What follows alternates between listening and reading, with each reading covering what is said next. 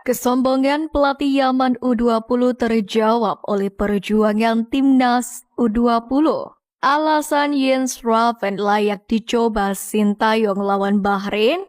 Media Jepang heboh peringatkan timnas Indonesia.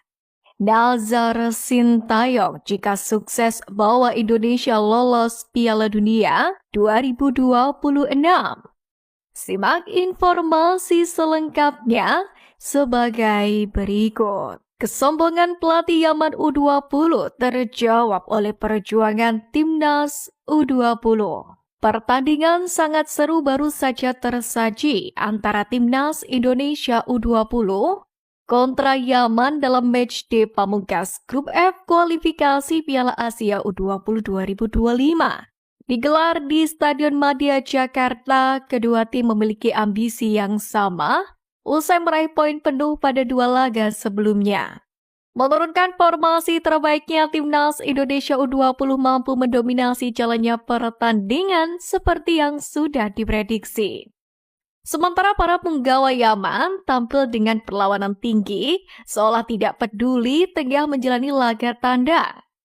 Namun demikian, pelatih Yaman U20 Mohamed Hassan Ali Al-Badani sempat beralasan jika cuaca panas menjadi penyebab anak asuhnya kesulitan untuk mencetak gol. Hal itu ia ungkapkan ketika jumpa Maladewa di laga kedua dan kini beruntung laga digelar pada malam hari. Hassan Ali sendiri dengan tegas mengatakan tak peduli timnya main kolektif atau individu. Yang penting adalah menang lawan timnas Indonesia U20. Terkait Indra Syafri yang kurang variatif dalam menerapkan taktik, Hassan Ali menilai tidak ada individu pemain timnas Indonesia U20 yang terlalu menonjol. Padahal para pemain seperti Jens Raven, Doni Tri Pamungkas, hingga Aditya Warman mampu menunjukkan permainan impresif pada laga yang baru saja tersaji. Bagi Hassan Ali, yang terpenting saat ini adalah pemain fokus lolos ke Piala Asia U20 2025. Kendati demikian, hasil laga yang baru saja terjadi telah menjadi fakta tersendiri. Kesombongan pelatih Yaman tersebut telah terjawab, di mana terlebih masih ada peluang lolos lewat tiket 5 runner-up terbaik. Sementara itu, Indra Syafri sendiri telah memprediksi Yaman akan bermain ngotot. Untuk itu, pergantian pemain yang tepat dilakukan, mengingat stamina para punggawa Garuda Nusantara telah terkuras lantaran jadwal padat yang telah dijalani. Kendati demikian, evaluasi skuad harus terus dijalani Indra Syafri, mengingat banyak kelemahan yang wajib dibenahi selama kualifikasi. Ini menarik untuk menanti rival timnas Indonesia U20 lainnya yang lolos ke Piala Asia U20 2025. Alasan Jens Raven layak dicoba Sintayong lawan Bahrain. Pertama, konsisten cetak gol. Jens Raven menjadi satu-satunya pemain timnas Indonesia U20 yang paling konsisten jika berbicara urusan menjebol gawang lawan pada pertandingan Grup F kualifikasi Piala Asia U20 2025. Bahkan di Piala AFF U19 lalu, Jens Raven sukses menjadi top skor skuad Garuda Nusantara dan menjadi pahlawan di partai final. Kedua, selalu jadi starter. Salah satu bukti yang menegaskan pentingnya Jens Raven di skuad timnas Indonesia U20 dapat berkaca dari keputusan Indra Syafri yang memberikan kepercayaan penuh kepada pemain asal FC Dordrecht U21 itu. Jam terbang yang telah mumpuni membuat Jens Raven layak dipoles oleh Sintayong dan juga pelatih striker Iom Ki-hoon. Ketiga, sangat berbahaya. Salah satu bukti statistik yang memperlihatkan catatan impresif Jens Raven juga dapat dilihat secara lebih mendalam duel menghadapi lini belakang lawan. Tak hanya mencetak gol, Jens Raven juga aktif membuka ruang, menjadi pemantul dan memiliki penempatan posisi yang mumpuni. Hal itulah yang bisa dimanfaatkan oleh Sintayong, mengingat Jens Raven memiliki postur yang mumpuni untuk bersaing di lini depan skuad Garuda. Media Jepang heboh peringatkan timnas Indonesia. Salah satu media di Jepang kembali mengulas kekuatan tim-tim di grup C babak ketiga kualifikasi Piala Dunia 2026. Dalam ulasan itu, media Jepang dengan tegas menuliskan soal kekuatan timnas mereka di antara negara-negara grup C. Menurut mereka, tidak bisa dipungkiri bahwa Jepang lebih unggul dibandingkan tim-tim lain.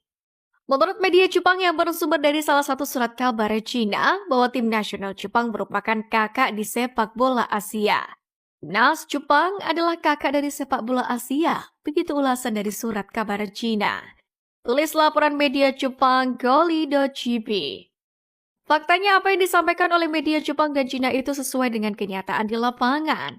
Jepang di dua pertandingan grup C babak ketiga kualifikasi Piala Dunia 2026 sudah mengemas dua kemenangan meyakinkan, di mana Jepang mengalahkan Cina 7-0 dan Bahrain yang jadi calon lawan timnas Indonesia dihancurkan dengan skor 5 gol tanpa balas. Sementara itu di papan klasmen grup C sendiri, Jepang bertengger di posisi puncak diikuti oleh Arab Saudi, Bahrain, Indonesia, Australia, dan Cina. Kendati demikian, media Jepang Kolido.jp ini sempat menyinggung soal kekuatan timnas Indonesia yang dianggap cukup mengejutkan.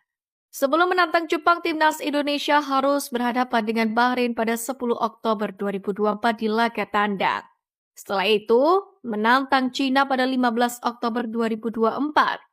Timnas Indonesia baru akan menantang Jepang pada 15 November 2024 di Stadion Utama Gelora Bung Karno. Kemudian dilanjutkan dengan menjamu Arab Saudi pada 19 November.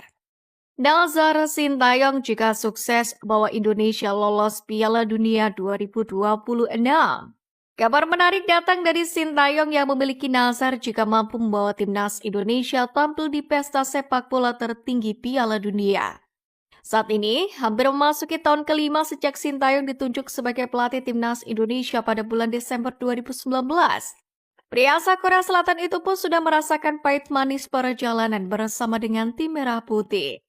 Walaupun demikian, Sintayong perlahan meningkatkan kualitas timnas Indonesia untuk bersaing di kancah internasional. Sejumlah sejarah dicatatkan mulai dari tembus 16 besar Piala Asia 2023 hingga masuk putaran ketiga kualifikasi Piala Dunia 2026 zona Asia. Saat ini, fokus pelatih berusia 53 tahun itu adalah mengawal timnas Indonesia mewujudkan impian untuk tampil di Piala Dunia 2026. Sintayong pun mengaku siap menghabiskan sisa hidupnya di Indonesia andai skuad Garuda mampu lolos ke turnamen paling bergengsi di dunia tersebut. Mungkin saya harus tinggal di Indonesia selama sisa hidup saya. Saya sangat suka tinggal di Indonesia. Kata Sintayong dilansir dari East Plus. Kontrak Sintayong sejatinya masih menyisakan 3 tahun lagi, tepatnya hingga 2027. Ia juga mengaku sangat senang dengan dukungan positif yang selalu dilakukan oleh supporter timnas Indonesia terkait adanya oknum anti-naturalisasi. Pelatih asal Korea Selatan itu hanya tersenyum dan lagi-lagi hanya ingin fokus membawa skuad Garuda terbang tinggi ke Piala Dunia.